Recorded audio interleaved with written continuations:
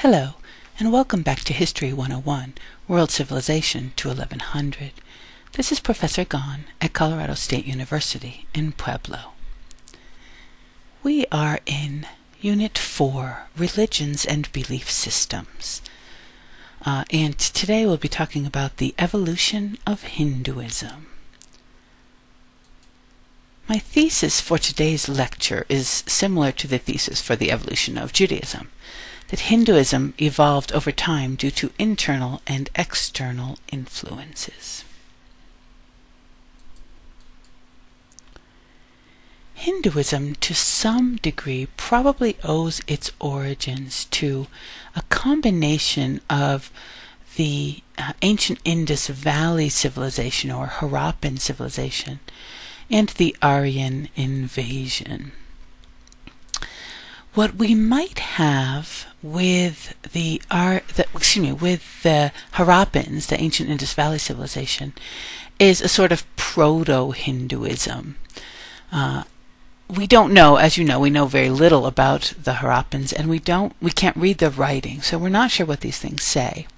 But we do have images that are images that we know later belong to Hinduism as Hindu gods. For example, there are many images of elephants in the ancient Indus Valley, in the art of the ancient Indus Valley. And we have this sitting figure in the lower left corner of your screen that may represent Shiva. It looks like it's got a few faces there. So these may represent later gods. But this, so there's something that goes on, that the Aryans bring maybe some aspect of Hinduism also with them. They get mixed with the native religion that's already extant there, and form a sort of proto-Hinduism, or and the proto-Hinduism that gets formed looks very much like polytheism. So some of our earliest written evidence are the Vedas. And so we refer to this period when the Vedas are our texts as the Vedic Age, and that's from about 1500 to about 500 BCE. And there are certain things that we see in the Vedas, or these revealed texts, these are Shruti, revealed texts. There are certain things we see in the Vedas that are different from what we know of later Hindu religion. For example, you can eat cows, that's just fine. There's a belief in an afterlife as opposed to a belief in reincarnation. The god that is most often mentioned in the Vedic texts is Indra. Indra is the sky god, or the sun god.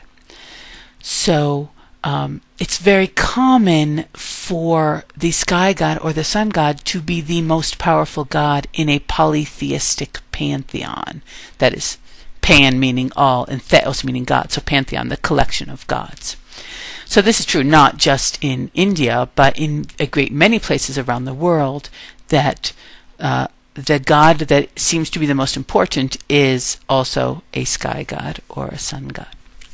And so this is true in India during the Vedic Age, or what we read in the Vedas. The other thing we see in the Vedas is that rituals are very important. This characteristic is also common in polytheistic religions. That is, ritual seems to matter more than these abstract notions of faith for polytheists, for people who believe in many gods. But ritual in the Vedic Age is of extreme importance. So all polytheistic religions practice rituals. But the rituals practiced here are extremely important. Reciting sacred texts is a sacred act, and other kinds of rituals could take weeks or months or even years to complete. And some may require Brahmins, that is, priests, people of the priestly caste. In fact, many of them require Brahmins to recite the rituals. That is Brahmins with an I, Brahmins. And the Brahmins are the priests.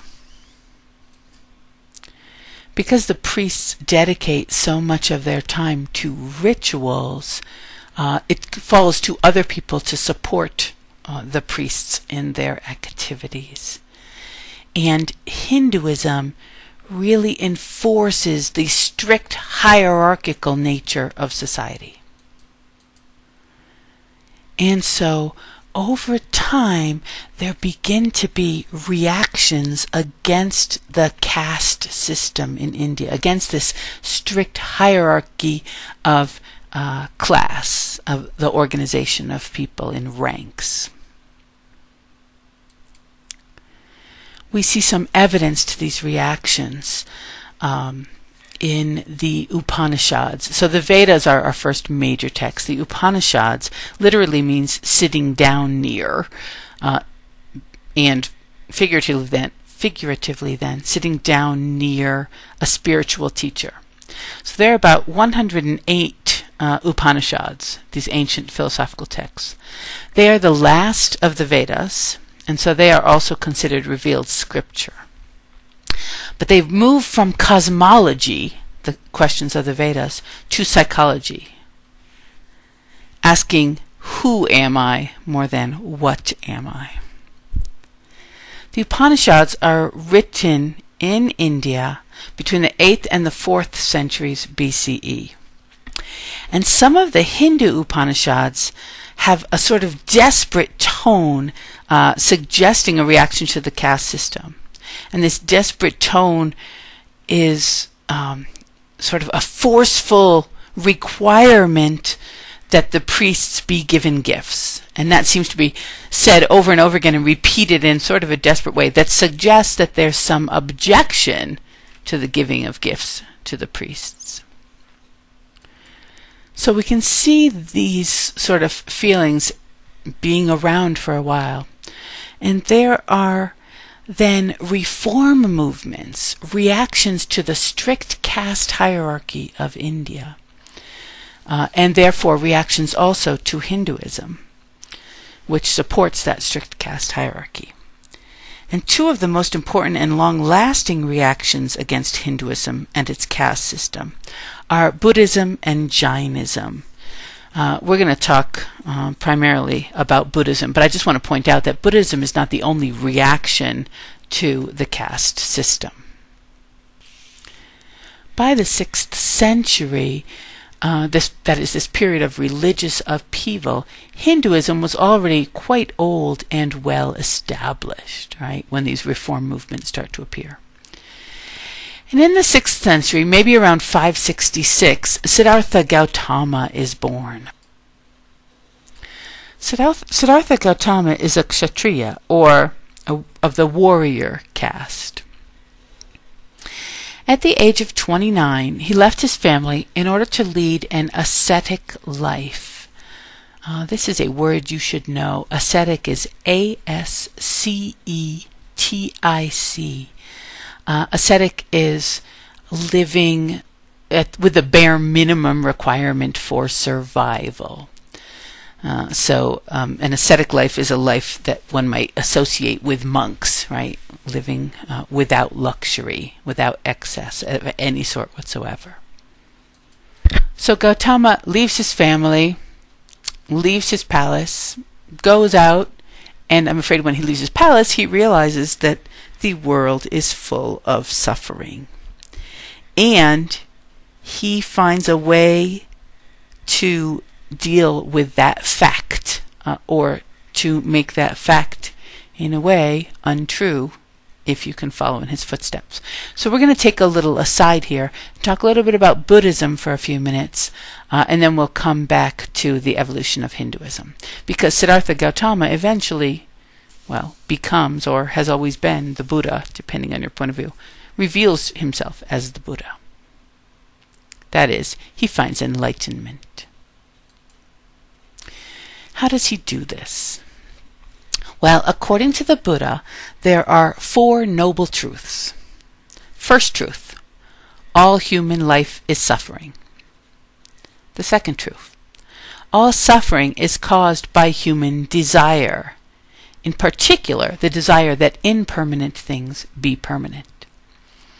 Third, human suffering can be ended by ending human desire.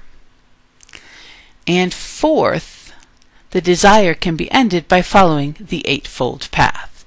The Eightfold Path is proper understanding, proper thought, proper speech, proper action, proper livelihood, proper effort, proper mindfulness, and proper concentration.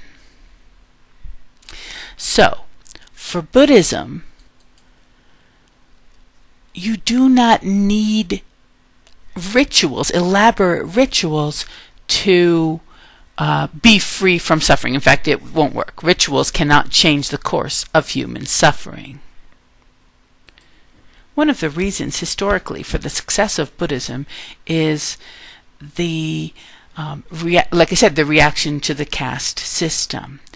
In Hinduism, ritual was a huge obsession, especially in early Hinduism.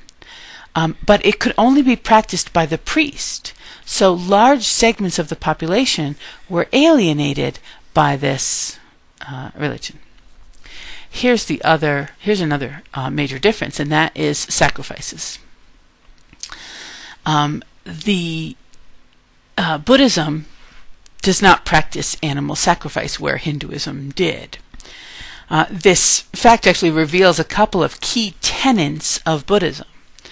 That karma exists.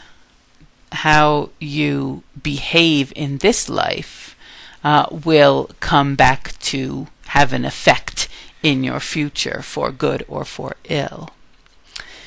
And also the notion of reincarnation. Okay, so rebirth was a belief of Buddhism as well. And that's also why you don't practice animal sacrifice, because you could be sacrificing, an ancestor or a relative or something. So Buddhism brings with it greater egalitarianism, lack of emphasis on rituals, so lack of importance in the caste system. And so this has an impact on Hinduism and how Hinduism is then affected by this. I want to say one more thing about the Upanishads. We saw the Upanishads in a previous slide as Hindu texts, but the Upanishads come in also as Buddhist texts. So the Upanishads serve both religions, and in a way they're rather like the Old Testament of the Bible, which is a sacred text, not just to the Jews, but also to the Christians and also to the Muslims. Okay. Hinduism adapts to this new situation, to the disruption of the 6th century and these new ideas about religion and belief. One of the ways it adapts is that a ritual fades a little bit into the background. It's never lost completely from Hinduism, but it's a little bit less important than it used to be, as are sacrifices less important. Buddhism, however, is not finished with Hinduism. As you know, there was a Mauryan emperor who converted to Buddhism. And if you don't know, you should. And if you're not taking the class, you're just watching the video, I'm sure you can find out, because I'm not telling you the answer. Actually, I probably will end up telling you the answer, at least by accident, if not on purpose. So the Mauryan emperor converts to Buddhism around 250 BCE. He basically got tired of killing, and so converted to Buddhism and then patronized Buddhism. And royal support will continue long after the Mauryan Empire reaches its end. Royal support for Buddhism continues in India for 1,000 years. And during that whole period, there's very little we see in terms of the archaeological record, in terms of architecture in particular, that is Hindu. Okay, but Hinduism survives and adapts. Let's look at how Hinduism survives. First of all, Hinduism accepts the notions of reincarnation and karma. All right, and the belief that karma could carry through several generations. What they reject, however, is the idea that Buddha has learned the way to salvation. Another way that Hinduism has changed is that what had basically been a more or less common sort of polytheism, with the exception of that special emphasis on ritual, turned into a relationship with personal gods. So the gods that are more popular become the gods that are more personal.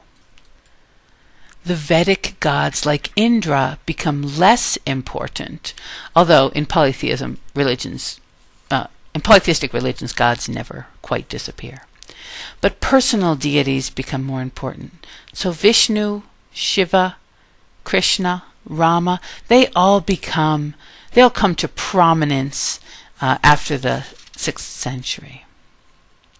The influence of Buddhism and Hinduism on each other was a long process, and evidence is seen of this in some of the early Upanishads. Let's consider the Taittiriya Upanishad. The Hindu text begins almost word for word out of the Buddhist text, but the conclusion is different. In particular, in the Hindu Upanishad, it states that there is a real self, a real soul, the Atman, which Buddhism rejects. So these two words under the Taittiriya Upanishad you should be familiar with. The Atman is the individual soul, the individual self, and the Brahman with an A, so the Brahmin with an I is the human being. The Brahman with an A is the universal soul, the universal oneness. And so for the Hindus, Atman, so everyone's Atman is independent, but we are all part of Brahman. In Buddhism, there is no individual soul. We're all just manifestations of Brahman. So there still are theological differences between Hinduism and Buddhism, even though Hinduism kind of adapted to the growing popularity of Buddhism and the support of Buddhism by the state. So Buddhism was the religion that was sanctioned by officials of the state, as I said, for about 1,000 years. But in the 4th and 5th centuries CE, Hinduism once again becomes the dominant religion in India. Thousands of temples are built at this time.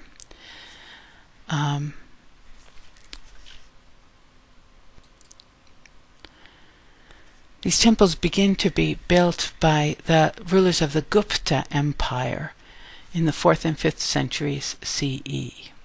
So Hinduism is going to get revitalized in India. And in fact, Buddhism is going to become more popular somewhere else other than in India. For class, we are reading an important Hindu text. The Mahabharata, the War of the Bharatas, is this very long composite production. It's a great book of the Bharatas. It's begun probably as early as the 5th or 4th century before Christ, and completed by the end of the 6th century CE. So, and the book is about this, the great book of this family. So the Bhagavad Gita, the Song of God, is 18 chapters in this much longer story, much longer epic story. And in this poem, Arjuna converses with Krishna. Krishna is Vishnu in human form. And Arjuna feels rather bad about fighting.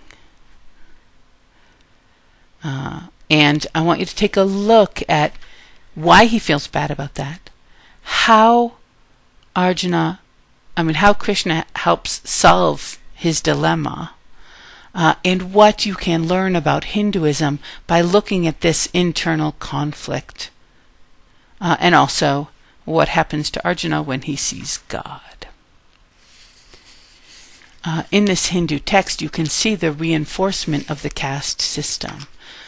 So even though Buddhism and Jainism arose in and rejected caste still remained important in India. So the version that we're reading is probably written around 400 CE, and we'll talk about that in class, so make sure to bring that with you to class for our class discussion. We're not quite done with the evolution of Hinduism, however, because again, now an external force comes that's going to have an impact on the development of the religion. The external force is the rise of Islam. As you know, in the 7th century, Islam came into existence on the peninsula, the Arabian Peninsula, and then spread their territory westward all the way to Spain and eastward to the Indus Valley. Originally, these conquests were by Arabs. As they conquered other territories, more people converted to Islam. And among the people who converted, of course, the Persians of the Sasanian Persian Empire, or what had been the Sasanian Persian Empire, and then also Turks, different Turks. And one of the Turks is Mahmud of Ghazni, who reigned from about 997 to 1030. Mahmud of Ghazni wanted to create this really nice capital city for his empire. And one of the ways he did this was by looting temples. Not just in Indian territory, but elsewhere. And so in Pakistan and India, he's looting temples. He's attacking, taking all the gold. There are these beautiful Hindu temples. Remember, because Hinduism had been revitalized by the Gupta Empire and was very popular, so there's all this gold and precious jewels and so on in the temples. And so Mahmud of Ghazni invades so he can attack the temples and take the riches. Now, Mahmud of Ghazni had the advantage also of destroying idolatry, that is, the worship of idols, IDOL, the worship of idols, because it looked like Hinduism was worshiping idols, right? All these different gods pictured on Hindu temples. Let's just take a look at this image for a minute, and you can get a sense of the wealth that went into the construction of temples. And so Mahmud of Ghazni had an economic motivation, but he also had a religious motivation, or at least a religious excuse, if one's being more skeptical, to attack the temples and destroy idolatry and thereby serve the one true God, but also managed to make a really nice capital city in your own empire. So Islam comes into India, in the north in particular, through invasion. But Islam also comes into India in different ways, and particularly Arabic Muslims are sailing from Arabia to India to participate in trade. And so Islam also comes to India through merchants. And these people come and some of them stay and live in India and work and trade, but still continue to worship Allah and the one true God and his prophet Muhammad.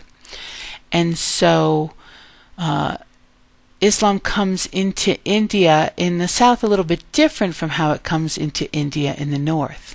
And so the responses are different as well. In the north, there's greater resistance since Islam is an imposition from the outside. It's forced onto people from the outside. And so in the north, you get either forced conversions, or you get people willing to convert because they get access to a little bit of political power there. And you also get people who resist, who deny Islam and hold on more closely to Hinduism. In the south, the conversion is more gradual, but there is conversion based more on either economic motives or, in fact, religious faith.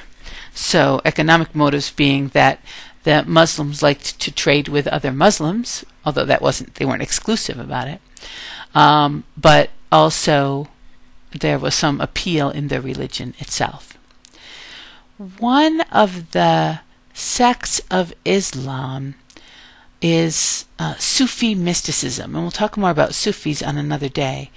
But mysticism is this belief that access to God is found through personal revelation, through one's personal activities and